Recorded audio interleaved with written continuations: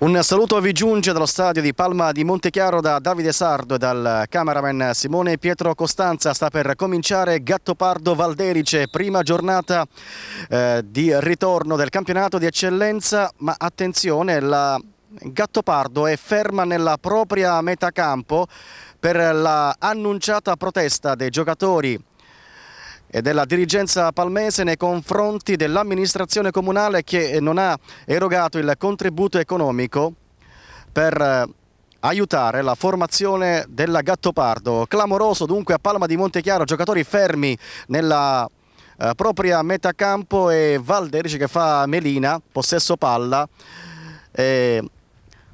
Dunque la partita ancora non entra nel vivo. Figuccia, attenzione alla conclusione, e palla alta sopra la traversa, punizione per il Valderice con in crivaglia il lancio lunghissimo di Vita di testa di Benedetto.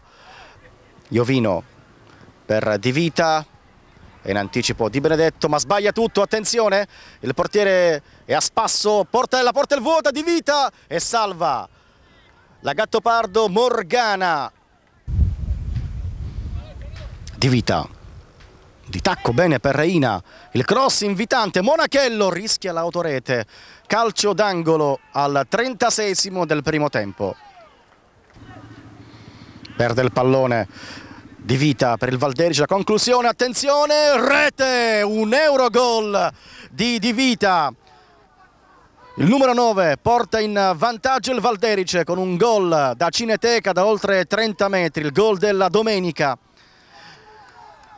E il Valderice sblocca il risultato al 45esimo del primo tempo. Ancora un calcio d'angolo per il Valderice, avanti 1-0, 25esimo della ripresa, parte Iovino, poi allontana la difesa della Gattopardo. Di Vita e la bella parata di Benedetto. Agate non riesce a stoppare il pallone, attenzione, Sorce, entra in aria, Sorce, il tiro, palla sul fondo.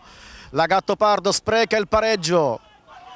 Inizia adesso il primo minuto di recupero, attacca la Gattopardo con Raia, supera due avversari, ancora Raia, poi pallone per Valenza, la conclusione, Bevilacqua al 91esimo. E finisce qui la partita. Vince il Valderice 1-0 a Palma di Montechiaro contro i giovani della Gattopardo. Decide la partita un gol nel primo tempo del centravanti Di Vita al 45esimo da Davide Sardo ed il cameraman Simone Costanza. Grazie per l'attenzione e arrivederci.